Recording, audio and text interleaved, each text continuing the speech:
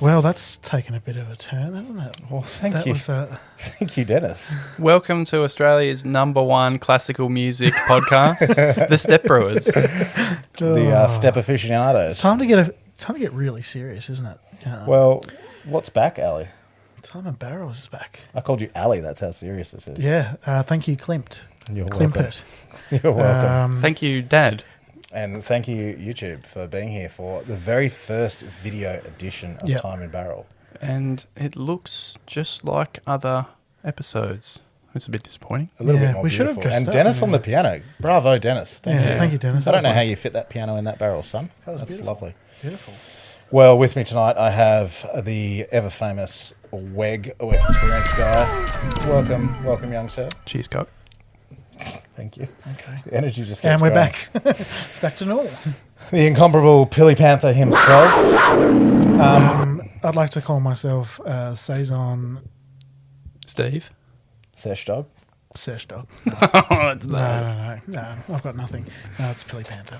I'm still Pilly Panther. Now, I don't want to digress too much, but I do notice your big Litro glass is still unsponsored. No one's filling that for you? No, very disappointing.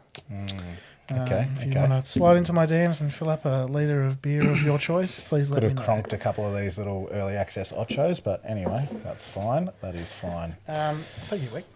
I am your other host, Daddy Sweden. Thank you, Weg. Here to tell you to like and subscribe because... Wow, Do Clint's it. doing the plug. Because Love it. I heard from Weg and Ali that that's very important for the YouTube. That's correct. It is.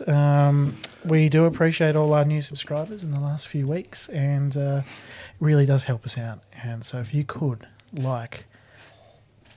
subscribe, You really had to think about that, didn't and you? And if you don't, you're all that kind of stuff. you're a fucking coward. All right. Or a neck beard, now. or a chonk dog. Now, our guest. Yes. It's been said, if you head out southwest through the bush, over the hills and along a riverbank, you'll find a man. He'll have a wild beard, adorning his weathered face, a big knife in hand, his trusty dog as his sidekick. You might spot him inoculating some wort in the bush, which would be perfectly normal and not something to witness and feel uncomfortable about and think about whether you were safe or not. He's the Highness of the Hawaiian Haze, the Baron of the Bunker, Jake Harrison from Ballistic Brewing. Welcome! Hey guys, thanks heaps. Well done, Wick. Now, this might be confusing because Ballistic Brewing, Time and Barrel. Does this make any sense? But No, it really doesn't, does it? But we're here to talk about some real groggin, which is the Bunker Project as part of Ballistic Brewing. Yes. Very exciting episode. Before we kick off, what has been delicious in your glass over this last fortnight, Pilly Panther? We had a little bit of a shipment of Currumbin Valley beers come down, which has been very lovely drinking. So that included, from memory, what was it? The New Zealand Pils, and then a lot of sours, so the passion fruit sour, the grape bubblegum, and the new Gabs beer, the Pastille sour. So I've been getting my kettle sours on. Did we get some of that? Yes, we got did. some, We did. so Nice. You didn't get any? Yeah, thanks. It's okay. It's over in the corner of the rest of the beer mail. Thank you for all the beer mail this past That's what I've fortnight. been enjoying anyway. What about you, Wego? I'm surprised you didn't say this, actually. The lovely little Pilsy boy from Foreigner. The one that you bought like, how many cases of? No, just one case. It was 24 cans, Ooh, Czech unlike Pils? the 16 cans of today, the Craft World. Where'd you buy from, Dan? No, I got it Uncle from Dan? The Great Beyond. Ah, shout out to the Great Beyond. Shout out to the Great Beyond. More coming on that in a very, very close future episode. What about you? I had a lovely brew day last week on my laptop, before you guys say it, up at Miners Gold and Ocho. Laptop brewing again. I'm just going to say, brews once in like the 3-month span, and he's told us about like how many times? just had to get out there. Yeah, well, that is the life. How much hands-on did you do? Oh, yeah, look, the boys got it done. There's a lot of iPhone footage coming through. That's all I have to say. There was. So I had the pleasure of drinking this year's Perps, which was lovely for breakfast. You know what else was bloody lovely for breakfast? The old Ocho Hairy Troll, which is an intense can. We'll get that up on the screen, Weg, you prick. Yeah, 8.8% rye, real old school, delightful. And then for lunch we had barley wine, barrel aged in fact. Yeah, dessert. That sounds like a great day on the deck. It was a really good time. Now, Step Brewers podcast is presented by Preachers Hobart. Thank you to Preachers for all the cabbage. Thank you for the cabbage. Quite simply, one of Australia's best beer gardens. Now, everyone is wondering, the winter event, Yes. what is happening? Yes. I can say that today we got approval to do it, and we are organising it. think so. But I will say it's going to be limited tickets. Let's say it's a small Do capacity. I get a ticket? I'll say no more. We Anyway, have to chop one. We know how to chop. exactly. COVID restrictions, I guess, hey? Now, we also are brought to you by our Patreon. Thank you for you. Thank you to our new Patreon members, all Patreon members. We do appreciate you for jumping on the Patreon, supporting the show. We love it. If you want to be a part of the Patreon, If you want to hang around for Raw Thoughts after episode, second bonus episode. patreon.com/Step Brewers Podcast. Is it really? That's wonderful. Sure. The bottom tier is really cheap, isn't it? Yeah, It's it three- still doesn't have my name on it. Yeah, $3 Australian. $3. Is that how much it It's is? $2.80. $3 Australian dollars. I feel like we're saying this every single No, episode. I saw a couple come in today and it says $3 Australian dollars. Well, it's been coming out of my account at $2.80, so you tell me the No, answer. because you signed up before the changes. Get in early, baby. So this fortnight, we do welcome Jared Giles, Rob McKenzie, Bagley. Bags is part of the Did I podcast. welcome him last time or not? Oh, who knows? Welcome him again. Welcome have again, two Bags. welcomes. And Woohoo! Ballistic's very own Jake Harrison. Welcome to the group. You didn't have to do that, mate. Everyone else Well, does. I've been meaning to do it for about 6 months, and I'm just lazy sod. So today was definitely a good day to do it. Like, it would be rude not to.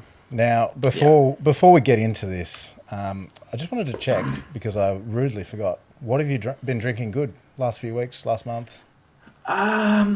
I went camping last weekend with a few mates, and I had a little cachet of mixed firm stuff. I hello. had the Too Easy from Wildflower and the Post Brewed 2. Oh, that's horny. And Foggy Morning as well. And I had a little Spawn beer that a mate of mine brewed last year as well. So Sounds like a that time. was pretty cool. Yeah, it was I was super amped to taste the Post Brewed. I hadn't had it before. What did you think? It blew my mind. Yeah, it was just a delight. Yeah, really. So waxy. Yeah, like just it's hard to describe. But I found it stunning. Just the way that honey kind of sat on your palate, and yeah, it was delicious. That was probably the highlight of the night, to be honest. I think that's... And then I woke up hungover the next day and to drive in the back bush. Sadly comes Yeah. with the territory. Yeah. Yeah. I think that's one of my beers of the year, actually. 100%. 1 and 2. Have you had two? No. But it But looks good. you know it's going to be good. Looks good. These boys got magnums each of Post Brew 2, and I got 2 half magnums so I could drink them more often. That's what I did. I Yeah. bought 2 as well. So I I, did had one think- now and one for later. I did think about it. I was like, oh, I could get the magnum right now, but I'm like, I'm never going to open that. I need to get 2 little 750 so I can at least drink one. That's soon. smart. I'll probably open my Magnum in a few weeks. For my You birthday. will. I'm looking forward to drinking your magnum. I knew that was also a thing. Yes. Now, we are drinking a little tasty warm-up beer from... Some average back road brewery. Not worth mentioning. This is a little bit of Eager Beak Saison. Yeah, it is Saison from Eager Beak. Good old Epic. shout out to Star Trek for nearly ruining this bottle as well. But, It actually feels kind of right to start with a Samuel beer on Time in Barrel, given his little flex on Topher in that yes, episode. yeah, So, it's come full circle, hasn't it? yeah, lovely. For number Lovely. 2. What do you think, Lockie? That's pretty nice. That's all I got to say. Okay, fair enough. That's drinking. A good way to start the show and good way to start Time Barrel. We will get into some bunker project beers very shortly, but let's get in to the main section, shall we?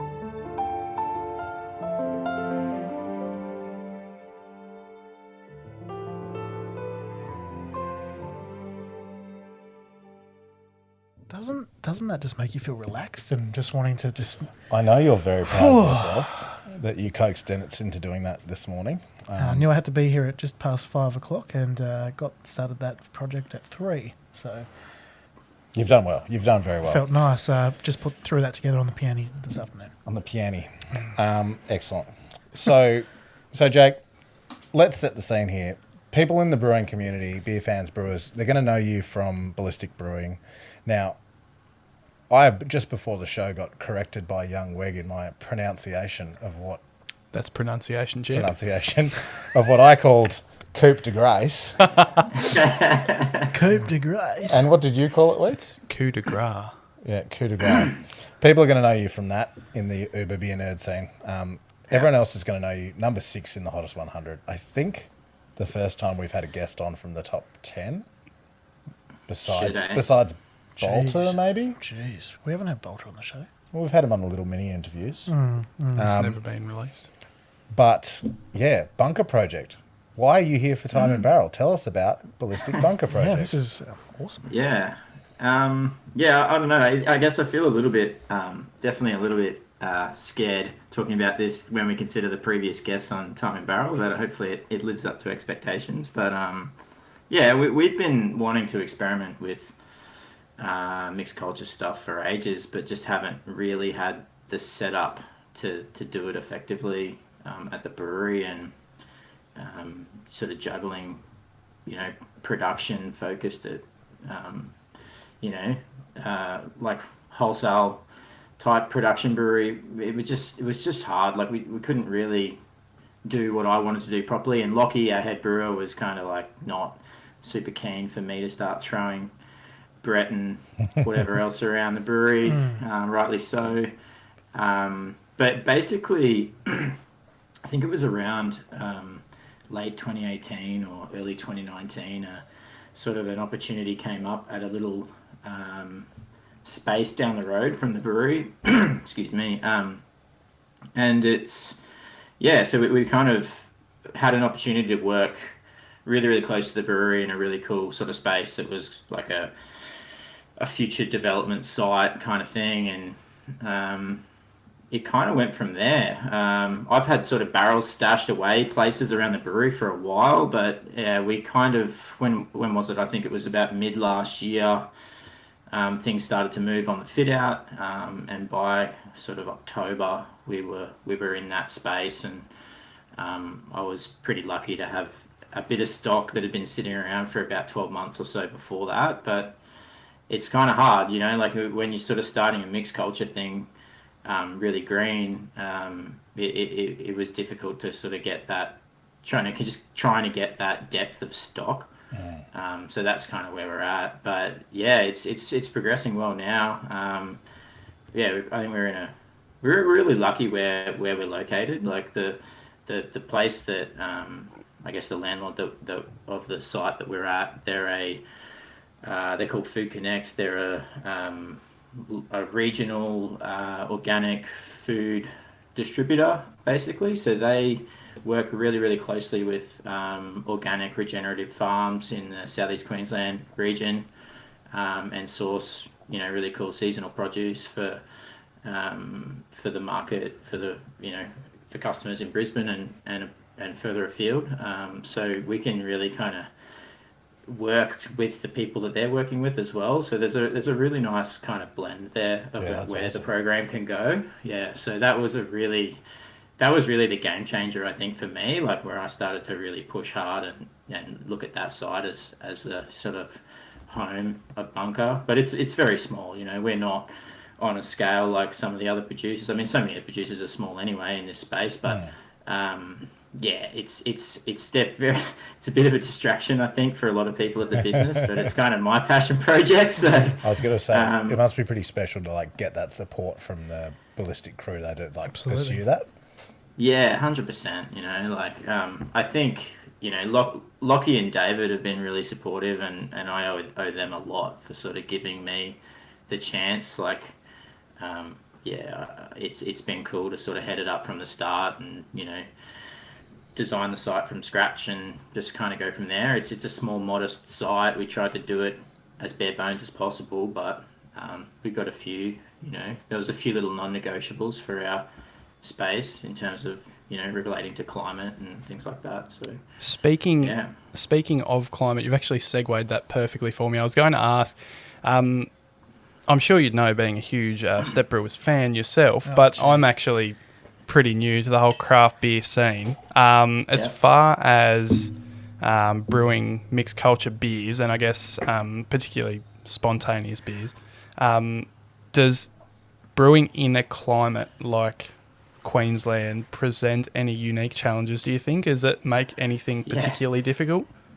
Yeah, there's challenges and opportunities, like from a like broadly speaking, our biggest challenge up here is temperature. It just gets so friggin' hot in summer. Yeah. So from like October to April, it's just, in my opinion, it's just not great for barrels to be sitting at those temperatures for extended periods of time. It just fucking cooks the beer. So I always have this joke where you can kind of do like one summer if you're running ambient temps in barrels up here, and then if you're pushing 2 summers, you're brave. That's kind of my take on it. So from that perspective, having a temperature controlled space for barrels was my absolute non-negotiable. Like, I didn't want to be involved unless we had that. So that at least when it does get hot, we can bunker down and just kind of get stock on ice, so to speak, and just get through that hot summer, and then sort of come like late March, early April, you can pretty much pull everything out and embrace ambient temps again. But then on the sorry, I was going to say, like, we always see down here, Will from Van Diemen, and he'll be posting like weather reports, like, it's going to be -3 overnight and only a top of 4, perfect weather for a spawn capture overnight. Yeah, and I was like, and he'll be wearing shorts for it as well. Yeah, and then I was looking at like whereabouts you guys are, and I'm like, there's no way they're seeing those temperatures.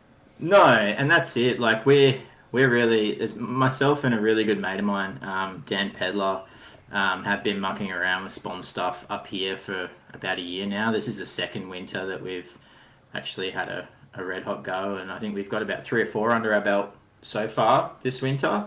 But we did a couple last year, and sort of just starting to see the fruits of labour coming out there, and it's a total stab in the dark up here when you're doing that sort of. I mean, it is anywhere, but up here especially, I think our climate's not particularly conducive to making those beers, so we're trying to kind of leverage that and do smaller volumes and see if we can get a few things to work, and then sort of scale those cultures up and try and work it like that.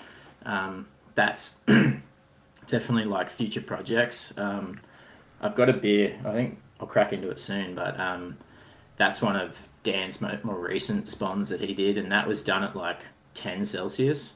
Yeah, right. It's clean as a whistle. It fermented really fast. It's just kind of like a Hefeweizen. It's a trip. It's not what we were expecting at all. I was going to say that actually kind of is more exciting when you talk about it as a challenge, but like that lens you put on it, because it's something so unknown, which this stuff already is, but you're getting an extra lens to it, I guess. Yeah, so that's a really exciting part of the direction that we want to go. I think ultimately, if we can corner some unique wild captures from up here, that'd be that's sort of the direction we're going. But like going back to where you start with a young program, like I didn't have that to work with to begin with, but we're sort of slowly chipping away. Yeah. Well, it leads into my question as well on culture. I mean, Jake, it's often overlooked how long it actually takes to build up a bank of cultures, aged beers and blending components. And you've clearly thought about this with the release of some of your younger beer, which I think we're about to open the Grisette, which I'm looking forward to getting in my gullet. But tell us about your approach to releases, given that the project is still so young. I think really, I've really enjoyed, certain combinations of commercially available cultures for a few years now, and things like Saccharomyces bruxellensis Trois has always been one of my favourites, and various Brett blends and Brett isolates and things like that. I guess for me personally, I've always sort of, when this project started, it was about, in my mind, trying to get some different angles on cultures happening and just sort of take them in their own direction. So, I mean, currently, you've got the farmhouse stuff there. So it's probably a good segue with Graft, the Grisette. So that was, one of the first beers that we brewed. It is a blend of, Saccharomyces bruxellensis Trois. There's some just humble old Bell Saison chucked in there, which isn't my go-to Saison strain at all, but it was kind of thrown in on like day 2. I sort of let the Sac Brux go a bit, chuck the Saison in on top of it with a heap of Brett, amalgamation and some Closini, amalgamation 1 and some Closini in there, and just sort of did a big co-ferment, and that culture's now kind of gone on to become like, I guess, a Solera culture. So I've added a couple of additional Saison strains in the next beer and taking it and sort of steering it and trying to make, I guess, a house mixed farmhouse type culture that we can kind of lean in for different things, and similarly doing that with barrels, whether it be, darker sour barrels or gold sour barrels as well. Now we've just opened the Grisette, and look, I'm a big fan of table beer myself, and I've got to admit that I'm a little bit naive to the process of, what I've never even had a Grisette, so this is my first Grisette. Really? But unbelievable. Does anyone know what a Grisette even is? I don't. No, I just know it's like from the border of Belgium and France, and I think it's funny. That's what I did for a bit of a Google this afternoon. It's a funny one, hey. Like, it's one of those styles that's just kind of been lost to time, and it's going through a bit of a resurgence. So it was a bit low ABV. It was a bit high ABV for a table beer. It was a bit low ABV for a Saison. So I was like, well, it's kind of a Grisette, I guess. Like, it's in that space. That's super interesting. It is what it is. Speaking of resurgences, it reminds me sort of your journey with black IPAs, Clint. Thank you, mate. Yeah. Thank you. Well, that's beautiful. I do love them. That's a nice thing to say. Ballistic make a great one. Smells funky as. It's got a huge bread influence, doesn't it? Or the Brux, sorry. It's funny. I think that beer's interesting. Like, you kind of get a bit of stank on the nose, but Yeah, that a lot of doesn't stank. translate to palate. I was so worried when I smelled that what I was going to taste, but it's actually really pleasantly surprising. It's, the profile of it, like the mouth feels like super like crisp, refreshing, like crisp. Yeah. It's bright, like it's super bright. Yeah, it is. There's a bit of late hopping involved in that beer as well. So there's a fair bit of Pacifica going on there, and some Motueka and Hallertau Blanc as well. Oh, beautiful. Yeah, there's little white wine character almost at the very back. We have a friend who loves mixed culture beers. And at Bottle Shares, it's a bit of a running joke that whoever brings the stankiest horse blanket, wet animals beer, is her best friend for the rest of the night. You'd win if you turned up with that, I reckon. And if you gave that nose to Millie, she would be a very happy lady. I'd say it smells like my cat's face. It's delightful. That's exactly what you want with that kind of beer. Now, we do have a lot of new listeners to the show since we did Time and Barrel, because it has grown a lot. 100%. When we say stanky, we mean that in a very good way. Yes. This is old where posy vibes here. when stank and funk is well received instead of you don't want that in your IPA, do you? Yeah, it's really beautiful. It's just super bright and like zippy, and what a 4.6%. Absolutely lovely. It drinks like it's lower, 100%. Yeah. I mean, it dried out to 0. It's completely dry. Yeah. That's lovely.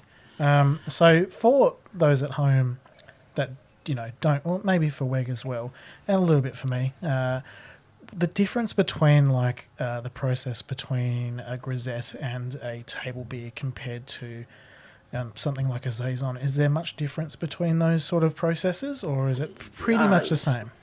Well, I think there's a lot of similarities, but by the same token, I personally I like to probably push under-modified or raw grains heavier in the lower ABV stuff. Trying to drive a bit of that perception of body. Yeah.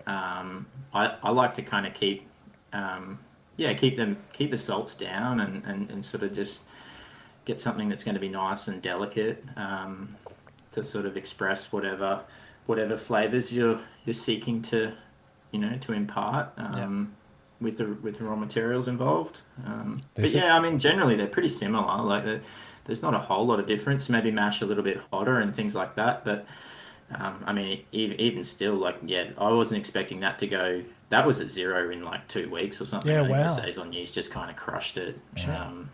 I can just imagine like sitting at a picnic, you and I, Yep. in a sundress perhaps, Mad invite. Thank you. smashing this. Like it's so Yeah. refreshing. I've been guilty of just like tucking into a bottle and like 15 minutes later it's gone and you're like, fuck. Whoops. Yeah, Yeah. absolutely delightful. Yeah, that's very special. And for being, just releasing like it's a small being so young still and be able to make like delicious beer like this is why wouldn't you? Yeah, it's interesting. Like I gotta definitely kind of. I mean, there's a few close mates up here that I think we've all been sort of been mucking around with beers like this for a while. And you get homebrew buddies send you a bottle or something, and you're like, fuck yes, like Yep. I wish I could make this at work. So there was definitely a lot of inspiration from beers I tasted from other people and stuff I'd mucked around with myself at home. So it was kind of like, it wasn't a stab in the dark when it came to make these beers. Like I'd made them before in whatever sort of format, but yeah, just that scaling them up and doing it for real was a nice change for sure than doing a 50-litre batch. It feels like this to me feels super polished. This doesn't feel like the first release from a new mixed culture.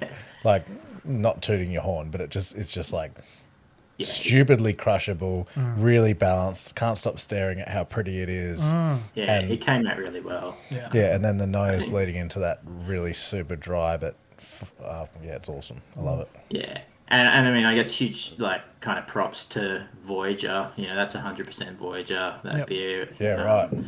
Yeah, so it's, off the top of my head, I think it's Compass and Triticale and some winter wheat and,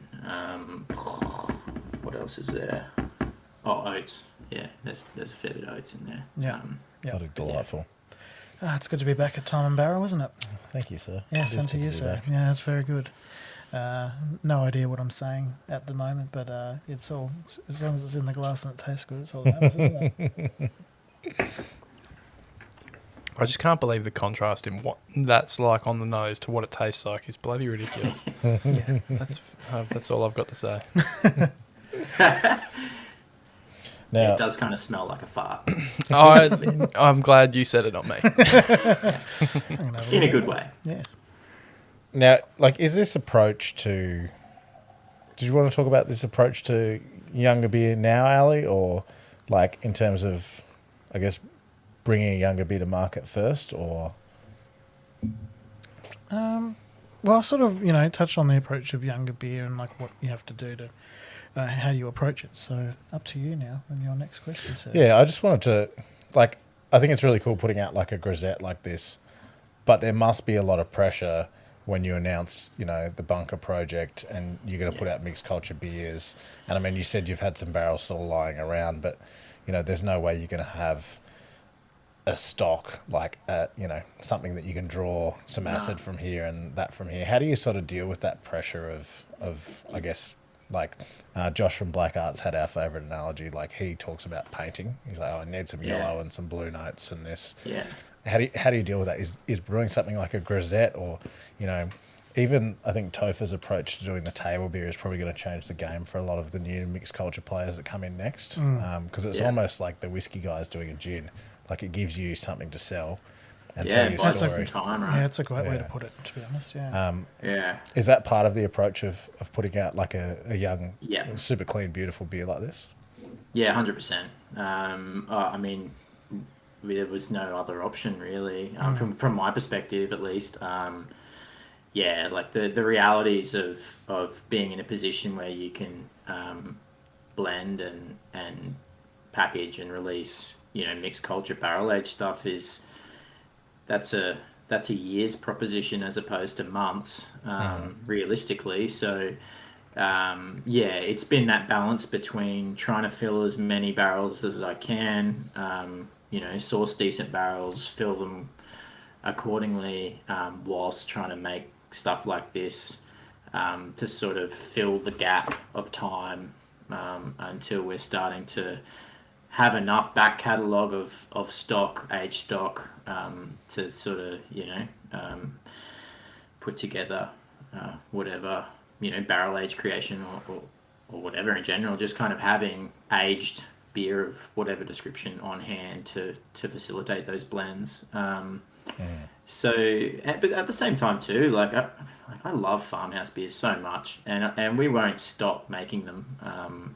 They're just a huge passion of mine, and it was kind of it was a good situation in the sense where we could just lean on these sorts of styles for a while and muck around, even with a bit of like more new world kind of spin on these beers, as well, and just kind of have a bit of fun. And then now finally we're in a position where we've just done our first blends. We've got 15-month each golden on apricots and nectarines now, and sort of building things, and Oh yeah. it's starting to get there. But it's a slow burn for sure. And similarly too, like I don't see any benefit in just getting like subpar product out to market. Yeah. At the detriment of everything that you've worked for, like it's just not my Definitely. my MO. Yeah. I think the farmhouse beers too, in terms of like continuing to do them. Our mutual friend James Lewis said this today. He's like, the Australian climate lends itself to these beers so well, like perfectly, and particularly your climate, like crushing this in hot Queensland weather. Yep. I can't think of anything better, and it doesn't slow you up. Like it's super dry and nimble. Yeah, I think there's definitely a big place for that still. And I mean, obviously we want all the fun blends, but if we can have something in between, and if turn up to an event and have a few of these to start the night, like absolute ripper. Yeah, and that's what I'm cool. finding. I'm buying a lot more of these sort of beers. The more and more I'm getting into my craft beer journey, it's like the amount of times I've bought things like table beer, and I'll be constantly hunting for things like this grisette. It's like it's what people want. Like it's what I want. Yeah, and I mean, even being in the middle of winter right now, like you and Weg are still buying cases of table beer. Yeah. So there's definitely I think a bright future for that kind of thing. Yeah, just because it's winter doesn't mean you shouldn't drink a saison. It's like people who only drink stouts in winter. Yeah, death to them. Fuckwits. Death to them. Now, we talked very quickly on it earlier, but you've got the separate space for the project, obviously. The rest of the crew don't want you bringing your filthy Brett barrels into the nice clean brewery. Stinky fart smelling. The dirty one. Yeah. So tell us a little bit about the setup, and I guess also a little bit about the operation. So assuming that, the brew house at Ballistic is what you're producing your word on. But in terms of the setup that you've got in the second building, what are you working in there with, for the brewers and the beer nerds? Yeah, absolutely. I always kind of describe it as a lot in a little. Like it's literally, I think our total space is now 140 square meters or something. Like it's pretty small. Yeah, it's small, but it's basically a 60 square meter like cold room, for all intents and purposes, with air conditioning. That's running off solar. Food Connect is a super sustainable site, and so we're really fortunate to sort of be able to power our AC through solar, which is great. So we basically I can cram about 80 barrels into that room if I'm really serious. Currently there's about 50 in there. Small barrel room, but temperature controlled, so I can kind of literally just cram it full if I need to in summer, and just kind of lean on stainless and things. And segueing into a small cellar space, which is not very big at all, maybe like 30 square meters. It's really small, with two 25-hect fermenters. They're matched to our brew house at Ballistic, so I can kind of get 1,000, two 1,100 litre IBCs of wort straight over from the brew house, fill up a tank, rock and roll that and either transfer to barrel or, you know, for example, Graft that's 100% stainless. That hasn't spent any time in barrel.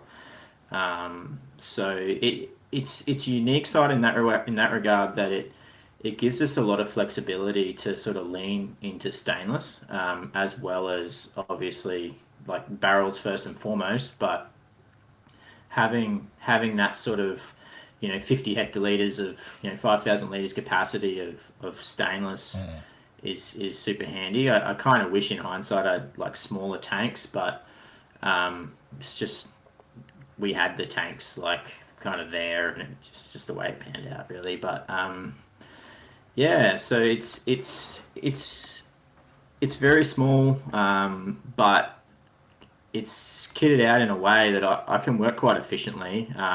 The biggest issue I think for us as a business, more like holistically, is obviously just making sure that our protocols when I'm moving things from bunker back to the brewery are a rigid ditch. I invested in a steam generator, a small steam generator, just so I can like nuke the IBCs pretty heavy before I take them back and things like that. But there was a few little like must-have kind of items from a cross-contamination mitigation sort of standpoint. But I mean, really, like, I think we've got it to a point now where it's a pretty smooth transition. I can sort of take my IBCs over, cleaned and stairs ready to go, and then the brewers literally, connect up our workway and Awesome. hit it with 85-degree water straight away and fill the IBCs, and then I just take them straight away again. So that's awesome. They come in pretty clean and they're off the brewery floor and out an hour later. And that's that's an awesome like setup, and from a relationship perspective, to not have to develop that with a secondary business and stuff, like to keep it all in house is just a massive hassle saver. And it made fit out costs so much cheaper. The brew house side of things is, I mean, there's not many really mixed culture producers in the country that have the luxury of a brew house. Really, I mean, barely any. They're a minority. Yeah, definitely. So we're in that boat too. But would you use Sorry. those stainless as well for like, I think Ali's going to talk a bit about fruit later, but in terms of like carbonic macerations and using them as fruiting tanks, or are they too big? Yeah, probably a bit too big. I'm in the process of getting more, like leaning into more of like the VC tanks. Yeah. The single skin stainless VC tanks, like they're cheap and they work, and it's just it's just easy. So we've got a couple of those now, but I'm probably looking to get a bunch in the next 6 months. Looking at sort of what the sort of harvest schedule's looking like in our region. I mean, summer's huge, so just sort of trying to get ready for the summer months when the fruit starts rolling in. Absolutely. Well, I was going to ask about fruit. It just seems like a natural way to roll into it. I know you did mention that you've got some peaches and was it nectarines, was it? Yeah. Already underway, so that's exciting. Yeah. Yes. Yeah, they were it's kind of funny actually. Like they became available when I wasn't ready for them. So always the way.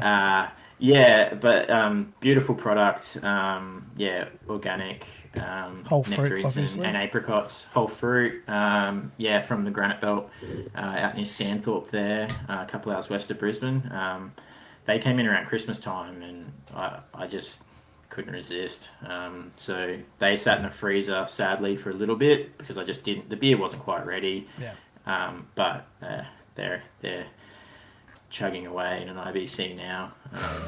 That's exciting. Smelling pretty good. Very nice. And obviously you want to continue doing a lot more fruited beers in the future. Is there any particular fruited ales that you would like to do? Yeah, it's a good question.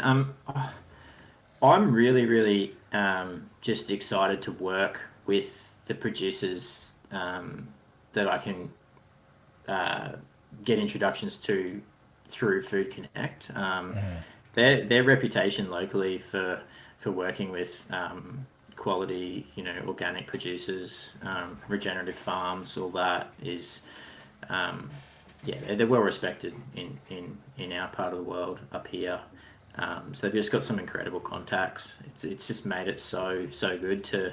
So kind of like I'm sort of brainstorming harvest season now. It could go different ways. I think just trying to be flexible and having the base work there ready to go. Yeah.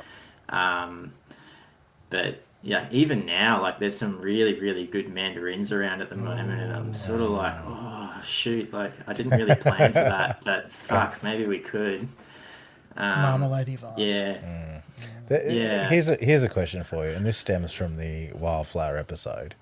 So, Topher has the New South Wales only approach, and we sort of put that to him. Does that limit wildflower and the beers they can produce? Because there's obviously certain fruits that aren't available in New South Wales or just, hard to get.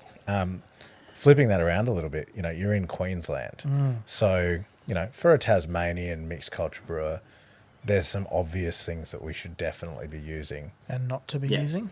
And not to be using too. Like, why would a Tasmanian brewer do a mango beer is a very good question. I think anyone should ask. I don't think anyone has, so hopefully I'm not digging into anyone. I think you're safe there, my friend.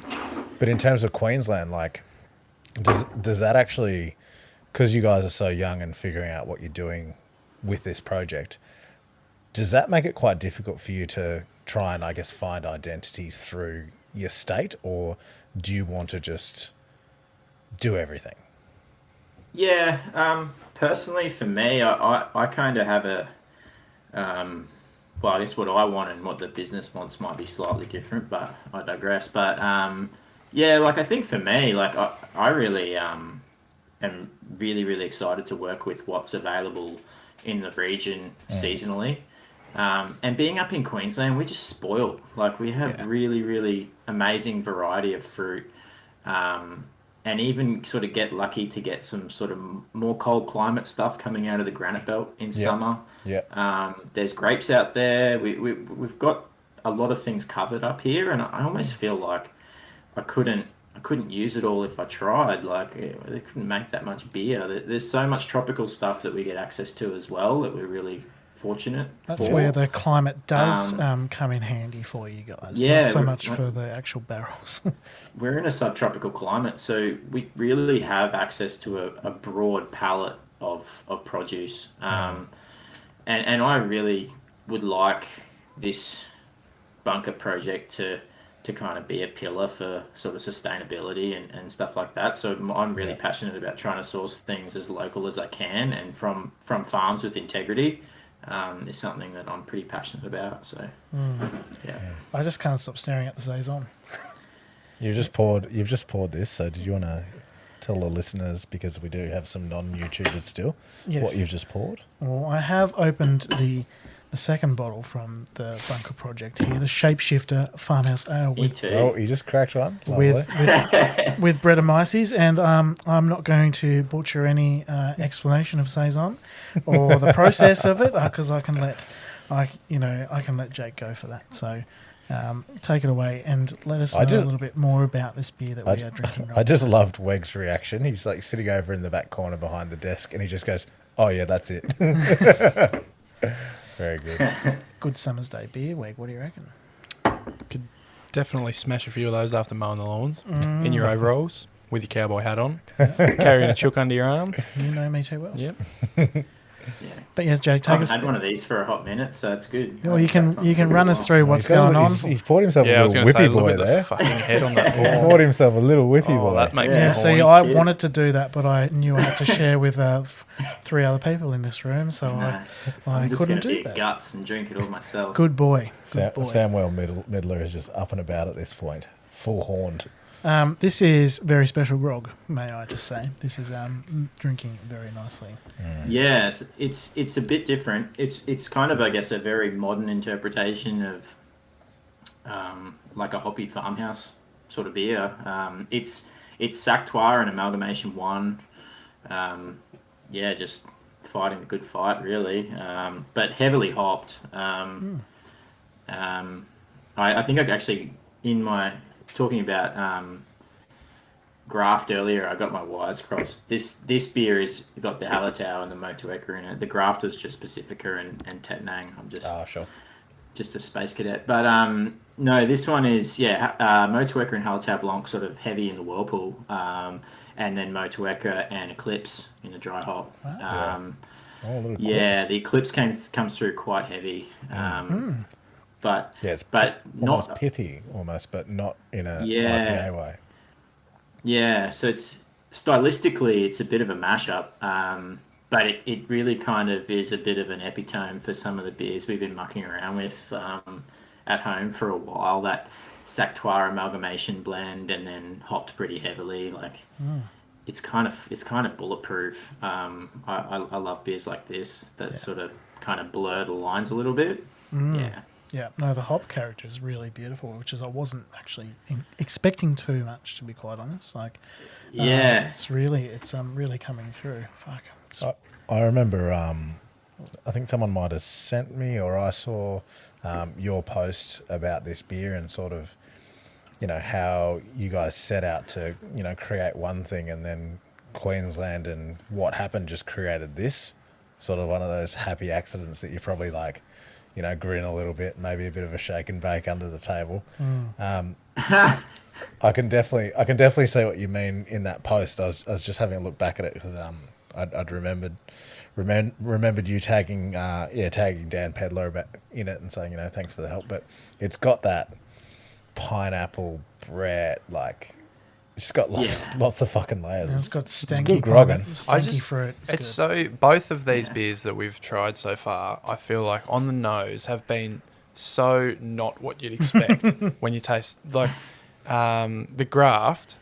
I've never smelt anything like that in a glass before. I honestly, I didn't have high hopes. I was like, gee whiz, this is going to be rough. And then it's like, oh, actually, that's really, really nice. Yeah. And then this, it's like almost really reserved. I don't know if that's the right sort of phrase to use on the nose. It's not too over the top. You're not getting too much. Delicate. Yeah, exactly. And then when you taste it, you actually, once you have a few sips, you get a little bit more coming through on the palate, and it's a little bit more complex maybe than you get from just having a bit of a sniff. Look at him He's go. growing up. Yeah. He's growing up. Look at him. Oh, boy. I know he's nervous to say things about beers like this, and look, so am I still. Look, Time and Barrel episode 1, you were a mess. So oh, fuck me, I was a sweaty hot mess when Time Barrel Fit 1 came you're around. as sweaty as this beer. At least you weren't on camera. Nothing, well, that's true. Now I've got to look like I'm not sweating. It's fine. But, this is Absolutely fucking delightful. Yeah, in terms of first offerings,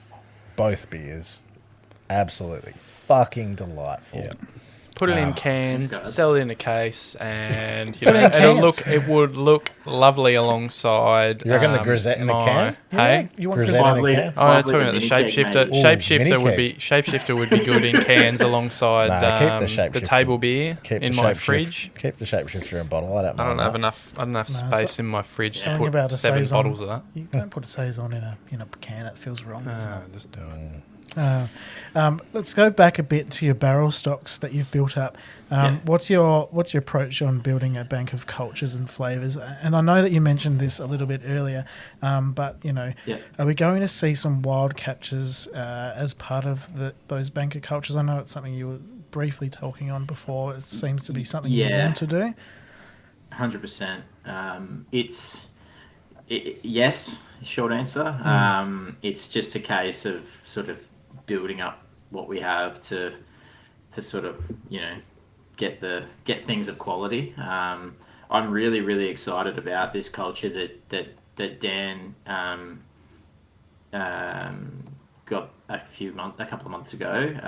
That just completely caught me off guard. When he sent me a photo of this thing on it was like day 2 after getting the spawn back, and it was in a fermenter and it had this beautiful white fluffy krausen on it, and it was totally clean, and it was such a trip. Like I think of that culture as having a lot of potential. So early days trying to work with some microbiology friends on that.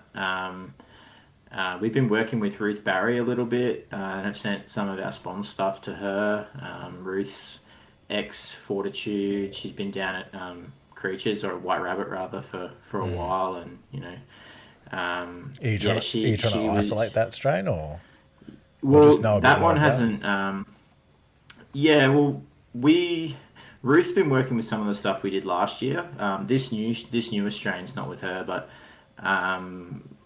we've got some contacts up here, and I'll probably look to get some down to her as well. We just want to sort of share the love with that stuff, and if we can get some help isolating and things like that, that's great. I'm a bit of a hack at it. I can do it on the ghetto, but yeah, it'd be nice to work with some people with the right facilities.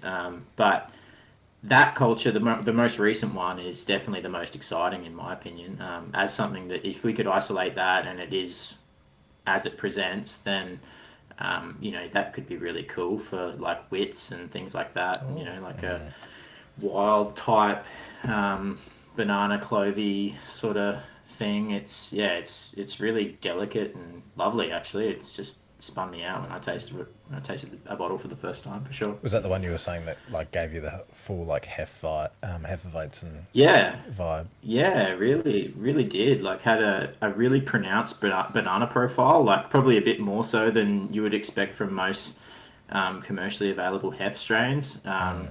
Particularly like given there was just stock wort, like there was no base grist for any such beer. It just the way that yeast expressed was really cool. So we'll see. But yeah, long term, yes, but short term, work in progress. Yeah, because I sort of it's all sort of coming back to me now when you talk about that stuff. Is like, certain cultures, there's certain strains within those cultures that some that you like, some that you don't want, and you've got to go through this whole plethora of different strains, and it's like it just boggles the brain on how it actually works. Yeah, and it's crazy. I just it might be that. So it might be that you isolate, 3 different strains out of that culture that all have similar characteristics, but only one of them's able to attenuate, and the one with all the good flavor profile doesn't. Like who knows? You just don't know. So, I try to keep expectations really low.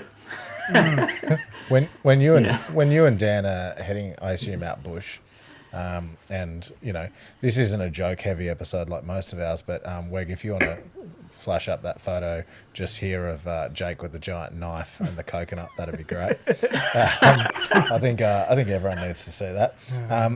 When you guys, I'm assuming, head out bush, how are you running those captures? So we heard from Topher gave us a really great rundown, which I think was really good for some of the the brewers who don't dabble in this space. So if you guys are heading out bush together, what's the process? What's the process for doing a capture like that? Yeah, we've tried a few different things. Originally, we acquired a kind of upcycled cool ship type vessel. It was about 300 litre or so vessel, like something big enough that we could fill a full barrel. We have dabbled with that, particularly last winter. There was a couple of barrels filled and some smaller captures as well. But this winter, we've kind of moved away from that and focused more on smaller captures, more like about 20 to 40 litre captures, enough to sort of fill a carboy that you can kind of monitor closely at home. And then once, if things are going in a good direction, you can package some product and then move on with that culture and upscale it or whatever. Or dump it or whatever you want to do. But so I think last year we definitely were suckers for punishment a little bit, and it's hard. Our climate is, even in the dead of winter, it's not that cold in Brisbane. I'm based in the city in Brisbane, and we don't get that many days in single digits. Not a lot really. So we have to drive for at least an hour or two to get to areas more in the hinterland or on the tablelands, the granite belt, etc., that are much colder than it is here. So that's our preference. We've got to get out a little bit to where we get more suitable overnight temperatures. So last weekend we did one at I think it got to 8. That's warm for home. Hey, that's hot. I think when I was driving home for lunch today at about 12:30, it was 7 degrees. So Yeah, I had There you go. I had a singlet. Yeah. I had a singlet on at work. It was beautiful. Yeah. Crisp. Oh dear. Yeah. So, but I mean, that said too, like, there's, you've got, there's brewers in Hawaii doing spontaneous stuff that are Yeah, creating some incredible beers. So, Lankai in particular. I think we had one. yeah, My right. husband- So Lankai.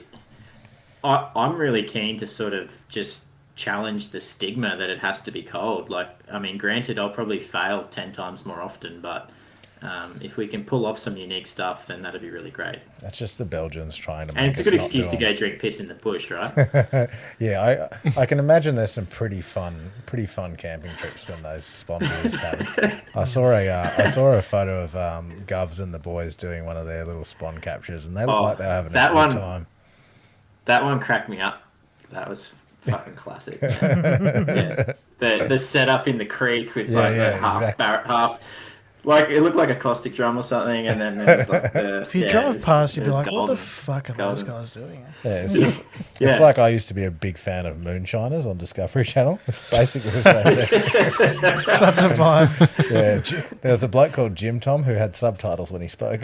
Oh, if that ain't America, I don't know what is. Exactly. But exactly. imagine all the fucking cultures. I miss Jim Tom. Yeah, all right. Bringing things back together. So I guess the only thing left really for us to talk about at this point is to put on the hard tag and ask what can we expect next from Bunker Project. Oh, the clickbait. Oh, you want future releases? I want future releases, baby. I want details. I want that classified intel, He might not get you exclusive any- world firsts, Okay. all the good stuff. You Because know. Yeah, you've there's- liked what you've tasted. There is so the fermenter that had graft in it. I've basically been doing a 20 hectoliter Solera kind of on that tank. So the cone of graft had a higher gravity saison wort racked straight onto it, and I pitched some White Labs. Like a 50-litre starter of some White Labs Belgian Saison 2. So there's an extra 2 Saison strains added to that culture now in that tank. So that beer is now packaged. It's just conditioning, hanging out. It's been about a month in bottle. So that'll be our next release. So there's that. And then that same cone has gone again. And I did a lower ABV table beer. Here we go. So Our boy. that one is... I'll probably dry hop it later this week, actually. So We'll be there. I'm going to be dry hopping that with Meridian. Oh, okay. Haven't used Meridian. Yeah. No, I've just like dabbled with it a little bit, but I really like the profile. It's that, I like that New World Noble kind of thing. I think some of the Charles Farm UK stuff that's coming out is pretty cool. So I'm pretty eager to go down that road with that beer and just get some nice lemony, citrusy sort of vibes, and still have that sort of classic UK delicate floral kind of character. Like I really love. I think EKG is one of the best hops on earth. I fucking love it. You are wrong. Moving on. Wow. Jeez. Sorry. That's You'd rare love it. coming from you, What do you mean? Switzerland. Yeah, no, I'm totally Switzerland. You can use EKG if you want to be wrong. I like the that delicate nature of those hops though. Like Yeah. So Yeah. it's a little bit higher alpha though. The Meridian, it's got a much higher oil content, and definitely more of a New World sort of profile. So it should work kind of cool. And then we've got a bunch of golden sitting in IBC. So there's our sort of select blend of 15-month-old stock that'll get packaged in the next couple of weeks, hopefully, as long as it passes gravity. I think it's terminal. I'm just hanging out to get one more read, and then I'll probably pack. So that's sort of the first Table. mixed culture barrel aged sour that we will release. So that'll be probably September-ish, maybe a bit after. I'm so here for it. Yeah, I'm here for that. Yeah. Super exciting. So Bloody hell. Let's flip the whole new release concept a little bit and imagine it's 5 years from now. Bunker are putting out 2 beers. Klimt has a beard.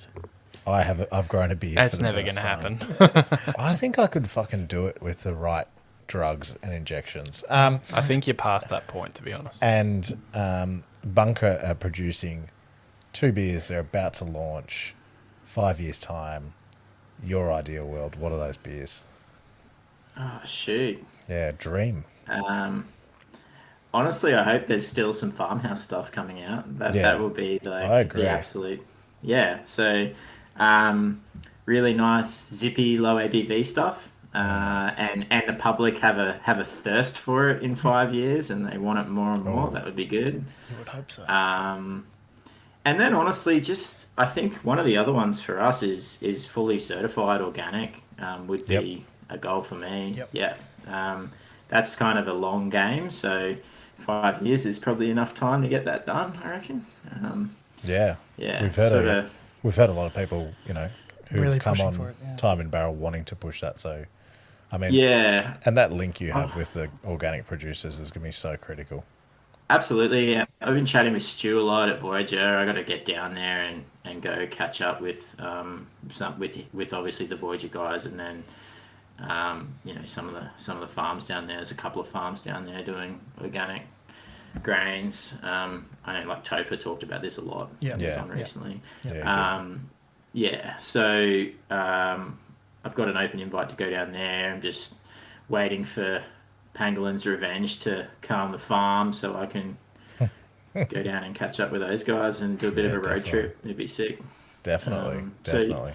Yeah, I think by next year, like all of our grain will be organic for Bunker. That by sort of early to mid 2022 is sort of my goal for that.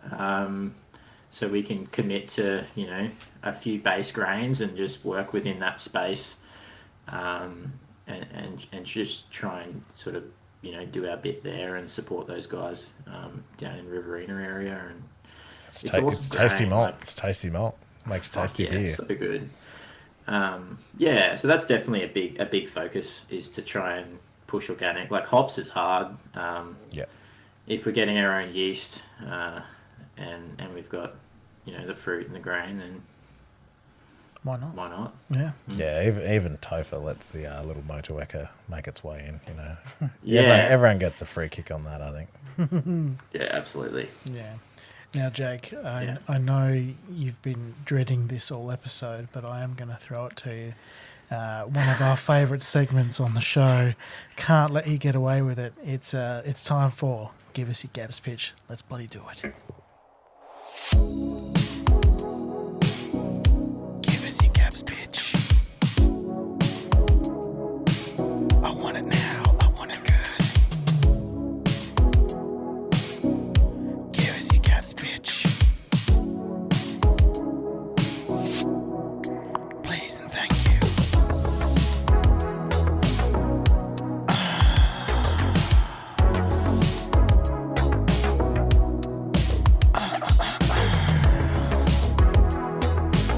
I just want that Gabs Pitch.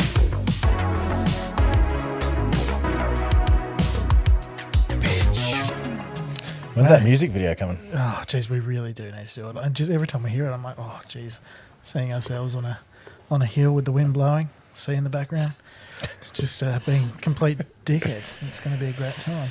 Sultry electro vibes. Yeah. Yeah. I really struggle to cut that out when it gets going. Yeah. I'm just every time I'm like, oh, I could just. Was it Smokey who made us play it out after episode a couple of times Yeah, and no, he wanted it as his ringtone? Ringtone. Yeah. Still got to look after him with that. We still got to send him that You MP3. can find it on Spotify. Oh, jeez, I hope not. He's probably got 2 streams. Anyway. I think you know how this works, Jake. I do. I'm so I'm like probably the worst person ever for this because I'm not one for Gabs beers in general. I've kind of You love them. historically failed. I've never made one until this year, and even that was pretty rushed. Wait, did we trash really you on the show? subpar. Did we trash you on the show or not? I probably deserved it, mate. Like, yeah. What'd you make this year? Yeah, what was it? I can't remember. It was called Brunch Date. Oh, It was, Oh no, that was on my list of the ones that I really fucking wanted to drink. Wig chose that as one of his number one beers to try. Did you try it, Wig? I didn't. I only had the Crumb and Valley. yeah. That's more of Yeah, a reflection on the system than your beer, so don't take that personally. Anyway, like, yeah, I haven't. We always joked, honestly. Lockie and I have always joked about just doing like just a straight, super traditional decocted like Czech, like Pilsner, German Pilsner, Czech Pilsner. Like All these guests keep saying that, but none of them are putting None their of it- genitalia we've never on the done it. table. Yeah, Yeah, you just got to do I it. know. I know. I see it. Yeah, I think it should be done. Yeah, we've never, like, until this year, it was the first year that we actually even did one. I've always just kind of sat it out and not contributed. But fuck, I don't know. Like, on the spot, Is it Bunker Project or is it Ballistic? Oh, maybe one from each. Jeez. How about you just let him get away with doing one? No. We'll see what flows in the old. we noggin. could just do like something like just like carb mass, like a couple of 100 kilos of fruit, and dilute that enough that it's liquid enough, and then just 100% Brett ferment, and like obscenely bitter and offensive. I don't know. I really don't know. Sounds yummy. It does sound- Yeah, that's definitely not going to pass the economics test. a I don't smoothie think, but- Brett sour. A smoothie Brett sour. Oh yeah, we could do like one of those like rancid like ice. Oh yeah. Like Oh, but yeah. with Brett and It's like smooge with Brett, but it smells and tastes like a boost juice store that like got shut down during the pandemic and just never reopened. Sounds good. yeah. Put that in my face. I think smooge with Brett is the perfect name like that. We could put that on the 5-year plan as well. Smooge with Brett. That's I filthy. want to see it happen. I actually want to taste Gabs that 2022. one day. Yeah, but a Bunker Steppies collab beer smooge. Oh, you don't say that. Well, all you that's all you need dangerous. to do is win Brewery of the Year, and then we'll collab with you. Jesus. Well, I mean, Topher's not returning Week's calls, but that makes sense. That to is be true. honest. After what you try to pitch to him, yuck. Absolutely disgusting. Yeah. I think one day. Yeah, we should... no, No, sorry. you go, Jake. Oh no, I'm just saying I'm fucking terrible with Gabs beers. I was like, I didn't even think about that when I got on here and you said, oh, Gabs beer, I was like, oh fuck. Smooge with Brett. Smooch with Brett's good. That's high up on the list. I think one day we'll have to go back through all the episodes, find all these beers, and list them out in a hottest 100. get Do people the public vote. the real hottest 100. Can up for all of them. The winner must be brewed. Oh, that's a big call. Oh, wow. Someone write this stuff down, You please. heard it here first. Tommy You heard Delmont will it be here first. shaking in his boots, wouldn't he? Cannot wait to get that poo beer brewed. All right. Sam Bethune's just going to start scooping things out of his drains weekly, just in case. Oh, jeepers. Love it. Jeepers Love creepers. Very good. Any other questions for the table? I got nothing. I'm just very excited for Bunker Project, to be quite honest. And look, very pleased to finally have you on the show. Absolutely. You've been a guest on our radar for some time, and this Bunker Project, once we started seeing some reviews, was a great excuse to get you on. Yeah, So- we haven't Yeah, even got awesome. Ballistic on the show, but We haven't had Ballistic on we've- before. You know, it's good to kick off Time and Barrel with something that you are obviously very, very proud of, and something that's like your little baby. Isn't Very it? rightly so. Yeah. It's a very good way to kick off Time and Barrel series. So we do thank you for your time. It's been an No, absolute thank blast. you. Yeah, thanks for having me. Absolute. Yeah, it's been great. Absolute pleasure. Step Brewers Podcast is brought to you by Preachers and also our lovely Patreon, of which, Jake, now you are a member. So We thank you. Post episode, in a few weeks, you're going to see the video of what we talk about after this episode in all its raw form. It might not be Good Time and stuff. Barrel themed. Let me put it that way. Yeah, it might be it's- back to we might be regular unleashing. old I'll scheduled be program. drinking a couple of drafts, probably a Larry or two, probably insulting someone. Yeah, that sounds great. Good. Back to classic Steppy's actions. Very good. Well, we bid you all adieu, and thank you again, Jake, and we'll be off now. Goodbye.